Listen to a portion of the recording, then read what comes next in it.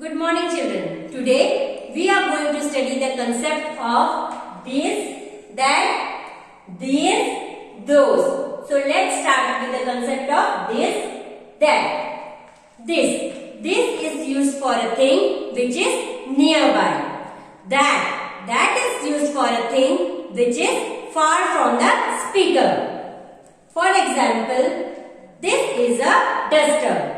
The duster is near me, so I will say this is a duster. Now the duster is far from me, so I will say that is a duster. This is a duster, that is a duster. Now let's read some sentences.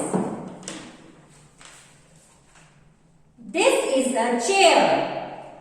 That is a clock.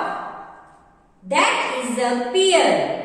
This is a doll. This is a cup. That is a book.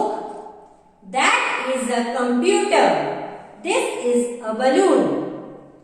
Now let's study the concept of these and those. These is used for the things which are nearby or more than one.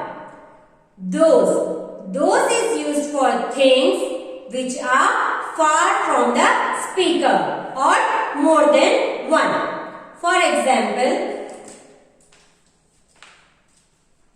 these are pens. These pens are near me, so I will say these are pens. Now the pens are far from me, so I will say those are pens.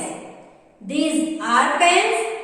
Those are pens. Now let's read some sentences. These are pens. Those are frogs. Those are girls. These are boys. These are books. Those are inkpots. Those are pencils. These are birds.